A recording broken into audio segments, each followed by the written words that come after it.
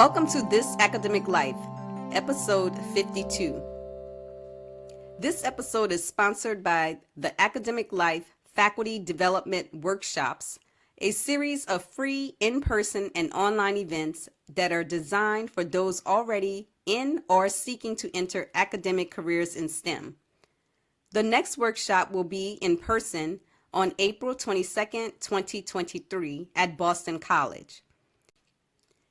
If you're interested, please find the details of the workshop and the registration link in the show notes. Hi, my name is Pani Anual. I'm a professor of mechanical engineering. Hi, my name is Lucy Zhang. I am also a professor of mechanical engineering. Hi, my name is Kim Michelle Lewis. I'm a professor of physics and associate dean of research. Joining us today are the leaders of our sponsor, the Academic Life Faculty Development Workshops. We'll let them introduce themselves on who they are and where they're from.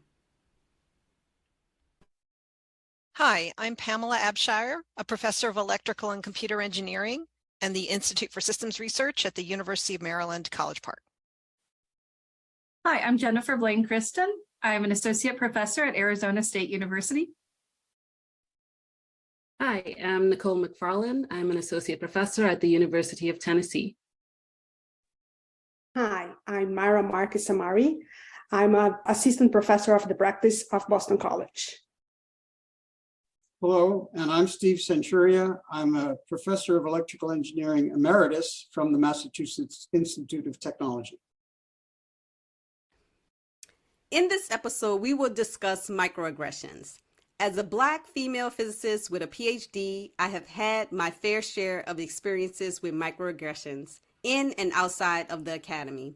So let us start from the beginning. The first question is, what is microaggression and what prompted this topic? Microaggressions are actions, whether intended or not, that are hurtful to individuals. As women professionals, we encounter them all too often, ridiculously often. We'll be sharing some examples after we present our little vignette.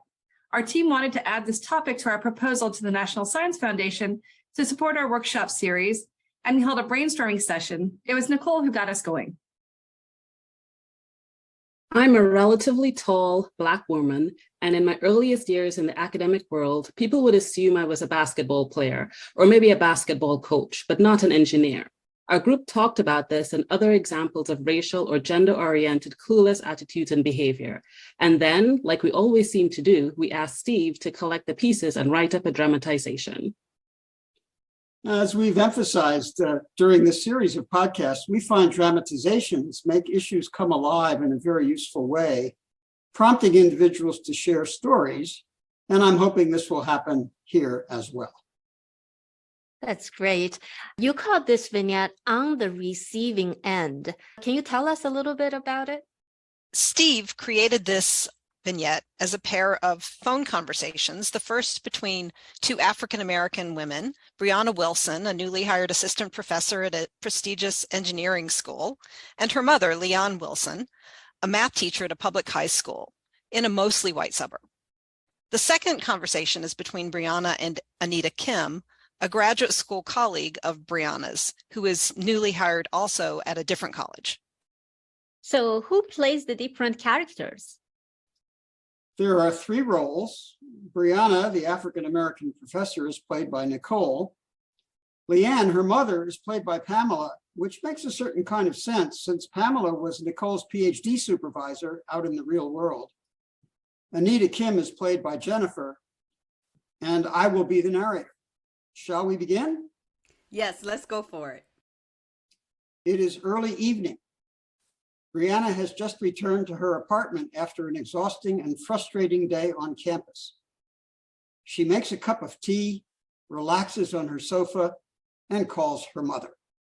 Hey, Mama, it's me. What's up?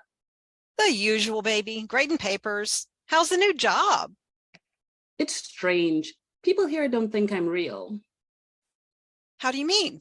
This guy was coming to talk to me about my proposal, and I expected I'd be taking him out for lunch. So I kind of dressed up, skirts, heels. Of course, want to look good. What happened? Well, Before he came, I didn't know how to do the expenses for a guest. So I went to the department headquarters to ask. And this woman, she's the accounting assistant or something, asked me who it was for.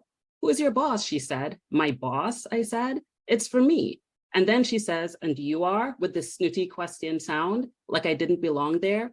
When I said, I'm Professor Wilson, she got all fumble mouth and gave me the forms I needed. I've been trying to decide.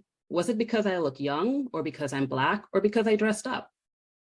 Oh man, my guess, sweetheart, is that it's all three. It always makes me wonder why a Black woman can't be taken seriously. I get that all the time here, even now. Way back when I went to my first faculty meeting all those years ago, I got asked which sport I was coaching. Was it track or basketball? When I said that I was coaching AP Calculus, folks tried to laugh it off, and they took notice, but after that, it took a long time before I became just a teacher and not a Black teacher. So yeah, sports. I get that here too. I went to the gym the other day to do my cardio, so I'm in my sports top and shorts, just getting ready to start on the elliptical. And this dude, big Black muscle guy, comes hitting on me. Starts with your height, you got to be on the basketball team, right? At least he didn't say, with your weight, you got to be on the wrestling team. Mama, really? That's not funny. My weight is doing just fine, thank you. Sorry, baby, couldn't resist. You walked into that one, go on. When I told him I didn't think faculty were allowed to play on the teams, it shut him up pretty fast, but it made me angry. Tall Black woman, so therefore basketball? Why else would I be on campus? I guess I should dye my hair gray and walk stooped over with a cane. Sorry, baby. These things happen. Folks assume too much. How did you do with the government guy? That's what was strange. I need this grant, so I'm talking away, explaining my idea, which is really good, by the way. And he's going like, uh-huh, uh-huh. Then he says, the good news is that we've gotten a boost to our program, and this means your proposal has a good shot with our panel. You mean you're going to get the money? That's awesome. Isn't that good? Of course it's good, if it's really true, but things like big boosts sound like affirmative action, like he's talking down to me. I want to be judged by my ideas. It eats at me that the only reason I'm here and the only reason I get research money is to satisfy some statistics about Blacks and women. I hear that. We still have arguments in our faculty meetings, not about whether we have enough women, that's for sure, but whether we are diverse enough. Black, Hispanic, Asian, trans, that kind of thing. I keep saying, why not just hire the best teachers? The worst thing, though, was when I took him to lunch, he seemed embarrassed to be seen sitting with me. You know how you get that sense, the what's wrong with this picture sense? That's his problem, not yours. He probably has a dirty mind. Oh, come on, Mama, I didn't mean that. You'd be surprised. No, I would be, really. I suspect he's just not used to thinking of somebody Black as an equal, a colleague, you know, enjoying a meal together. So let me ask, would you have gotten your job if you had been a white woman with the same background? I'd like to think so, but in all honesty, I can't be sure. And doesn't that make you feel second class all the time? I've been doing this job long enough that I know I'm as good as anyone else around here. So I don't feel second class anymore, but I did, that's for sure. Well, I'm new at this game and I keep hearing about diversity, and I wonder whether my research, my teaching, any of that gets evaluated on merit. I get the sense that people are always looking at me sideways. All I can say, baby, is do well, and eventually they'll see you as you. Hang in there. When the call ended, Brianna found a text from Anita asking her to call. Hey, Anita, it's Bree. What's up? Oh, I just had to blow off some steam. This man in my department, a senior guy, well, we have a committee about student projects, and they asked me to join, even though I'm new. When I came in, this guy asked if I had brought the coffee. So I say, I was supposed to bring the coffee? He says, you're not from headquarters? When I say I was asked to join the committee, he said, oh yeah, you must be the new Kim woman. Nice to meet you. Nice? Anyway, then when everyone is seated, he asked me to take notes, just like a secretary. So did you tell him you would have to go back to your office to get your crayons? That would have fixed him. I wish I'd thought of that. It would have been fun to see his reaction. I had a bleeped up day too. First, the department secretary takes me for somebody's assistant, and then this guy. Don't even know what to say. Actually, I heard that we got a big pile of diversity money. Did he mention it? He did mention the extra money, but not anything about diversity. It was my mentor who told me what it was for. He's on some panel. He knows the ropes. There's just a pot of money out there. We just got to go get it. I hope we're not competing with each other for the same pot of money. If we are, I'm going to try to win. You do that, girl. Try, I mean, and good luck. I like your attitude. It's the doorbell. We'll have to continue another time. Your date? Yep. One of your colleagues? Oh, you gotta be kidding. Not on your life. I'll talk to you tomorrow. Bye. The end. Wow, doesn't that all sound so familiar? Every single part of it. So I'm sure all of us here had a lot of different ways of experiencing all of this over time. Maybe someone can start sharing some. Yeah, maybe all ago when you were talking about the height, I'm on the opposite side, very short and small. And I was at this huge conference, and this tall professor came to a bunch of, it was a women networking event that was happening to support women. And this tall faculty came to bunch of female faculty that we were talking, and he talked to everybody, asked us to introduce ourselves, and then he bent it and he said, "Who are you working with?" And I was like, what? Like he was talking that he thought that I'm an undergrad or a graduate student, and he bent it all the way down, and again he repeated again, and he said, "Who are you working with?" Like he's talking to a 2-year-old kid. And I was like, well, I'm working for myself. He said, "No, who's your advisor?" And then my colleagues, they jumped in, and then they said that, well, who she is. So it was funny and it was sad at the same time, and he didn't even apologize after that. He just continued like nothing happened. I think that nearly all of us have experienced something like that. I'm sorry for you.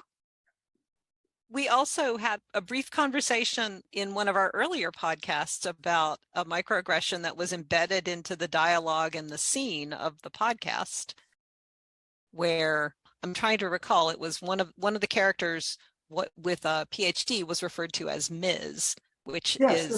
this was as the author of the offending text, I was trying to capture the way people actually talk. And this was a perfectly well-intentioned senior faculty member calling a department chairman in another school, referring to a female professor and saying, "How's our friend Ms. Ramirez?" instead of Professor Ramirez. And our little group reacted to that. And I'm sure it's happened to everyone else here. It happens almost on a daily basis, for sure. I mean, it just happened to me recently on the same body of text. I was referred as Miss, and my colleague was referred to as Doctor, so on the same line. And it just almost assumed that a woman's name is attached with Miss, not a doctor. I don't know what we need to do to actually earn that doctor's title. Obviously, our gender was not the right fit. I've had an experience where I was called to be a part of a proposal, a huge proposal. And when we got to the section of the agenda where we decided who was going to do what, one of the faculty members said, "Okay, we're going to have Kim do the education and diversity outreach component." And I literally had to say, no, Kim Michelle Lewis will not do the education and diversity outreach component. I want to be a part of the research efforts, the research team, the part that contributes to the scholarship and the merit of the work. And everybody was just silent, like, that's not why we called her here. We kind of had this puzzled look that they had a whole different set of intentions of asking me to be on a proposal. And I went there thinking that it was because of my research expertise in this particular area of physics that I was called to be a part of the team, but that was not their intention. We all want to apologize on the basis of our field. That's inexcusable behavior. I think the sad part of that is that these people don't know and they're not learning either. They're not improving their behavior. They might do it again next time. And unfortunately, unless someone like Kim, who just simply say, I want you to know that I'm here for my research. I want you to recognize that I'm here for my merit of my research. They will never change unless you confront them directly and say that. They will never change.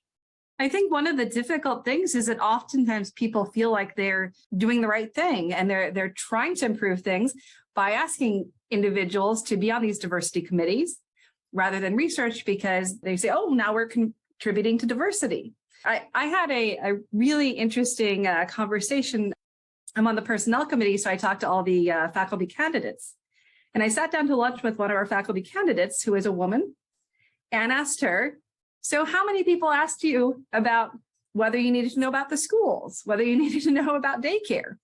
And it's oftentimes things like this where people think that they're being helpful, but these are really microaggressions and people just don't realize under the guise of being helpful to these women. I want also to put the elephant on the room regarding classes that we're not talking, because students somehow see when they have a female professor, they think and they want to act as their mothers. So if we hold the same standards that others, okay, we are being mean. We are being mean to them.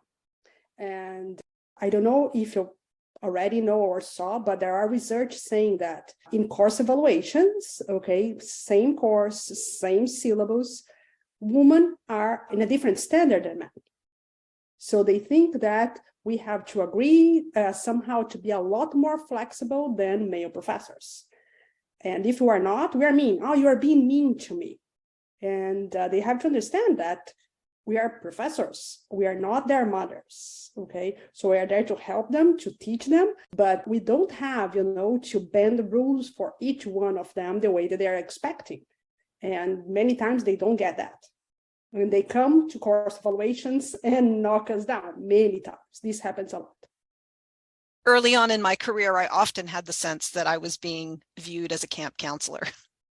But I can give you some hope that over the years, things have gotten better. And I'd like to share one of my personal mantras, which it's kind of a joke, it's kind of not a joke, and it's also something that cuts through a lot of this type of behavior. If I just say pretty flatly to someone, I'm a lot older and meaner than I look.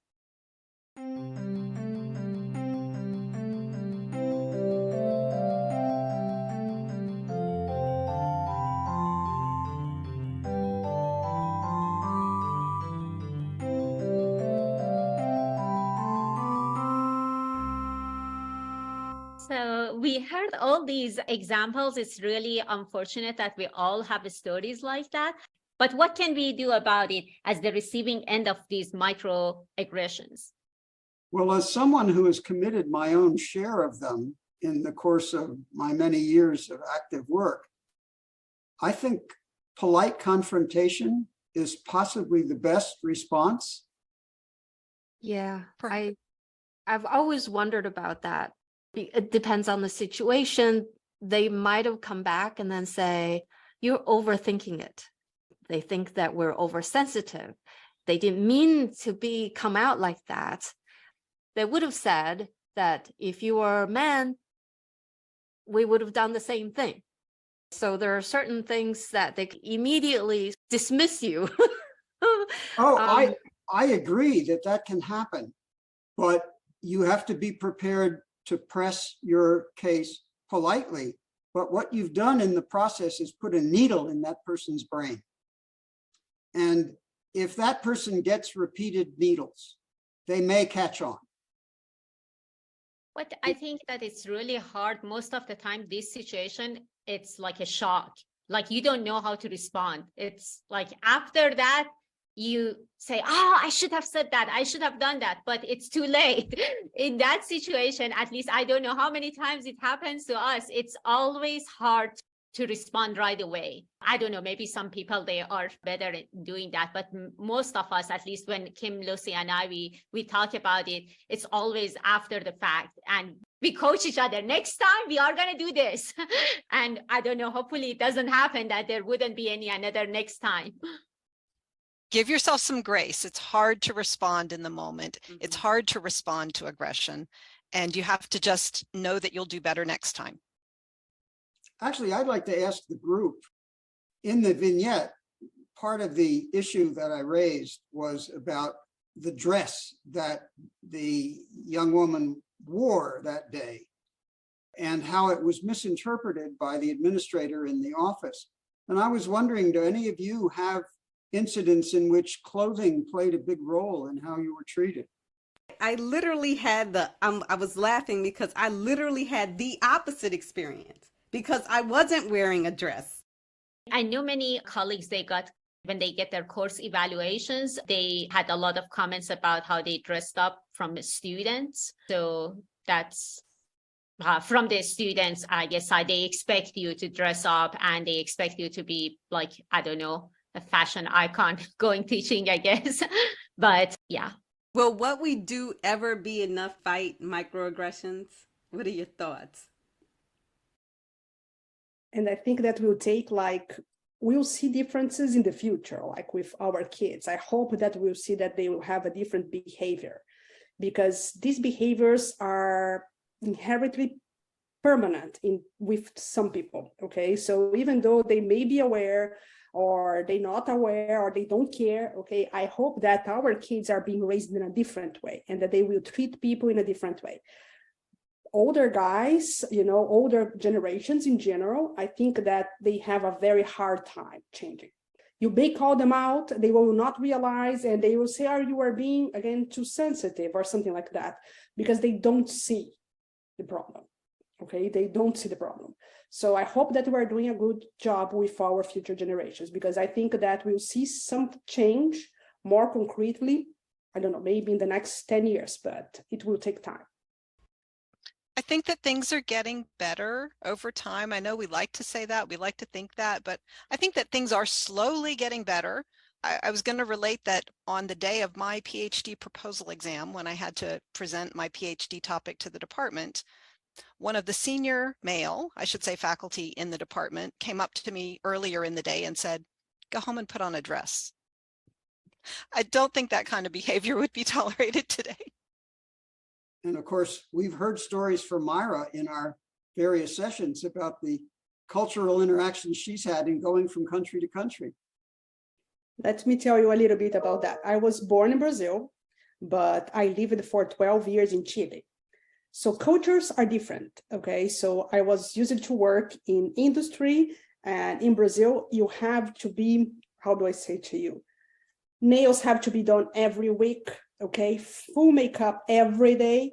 So in Brazil, it exists something that is called makeup for the gym, okay? So you can go to the gym and the makeup will not melt because people use makeup to go to the gym. So you need to be fully prepared, like you are going to a marriage party while you are going to work.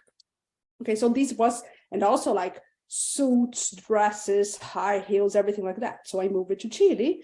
Okay, I decided to go back to study and to do my master's and my PhD. So I arrived at the University of Chile with what I was used to, okay? Heels, dresses, business attire, makeup. Nobody talked with me, nobody. I was an alien, okay? I was having classes, nobody approached me. I tried to talk with people, they were kind of scared of me. Then with time, I started, like I said, this is not how things work here. And I realized that I was wearing stuff that was too different from all the other people there, professors, students, everyone. So basically I had to redo all my wardrobe and I stopped wearing makeup and high heels. And I have to tell you that I never went back to that. But after I narrowed down, I got down with the clothes and also with makeup and things like that, then I started making friends and talking with people that approached me. And I realized that they think that somebody, when people are well-dressed and use makeup or something like that, they just think that in the engineering area, okay, because I was in engineering school, they just assume that you are dumb, like legal blonde dumb, like this kind of stereotype that, oh, okay, so you're here just to show up and not do anything. You don't know anything. So I had to change myself, because to fit there, I was not being accepted.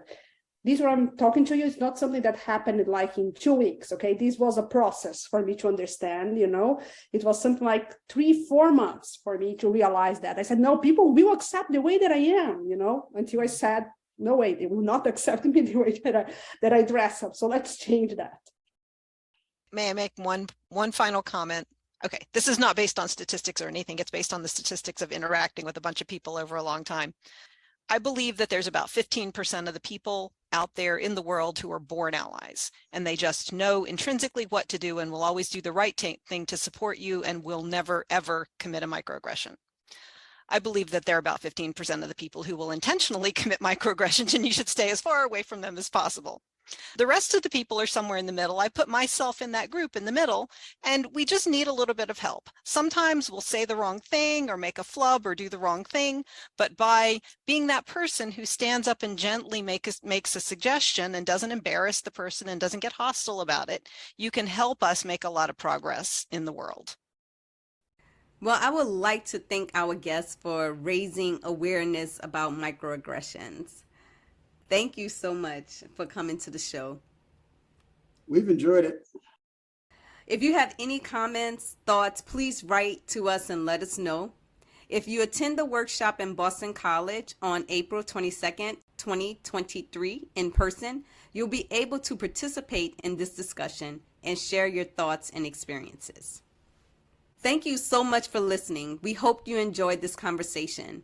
You can follow us on Facebook and listen to our latest episodes on iTunes, Spotify, Amazon Music, or Google Podcasts. If you're interested in being a sponsor, then please contact us at sponsor@thisacademiclife.org. Join us next time for the good, the bad, and the ugly of this academic life.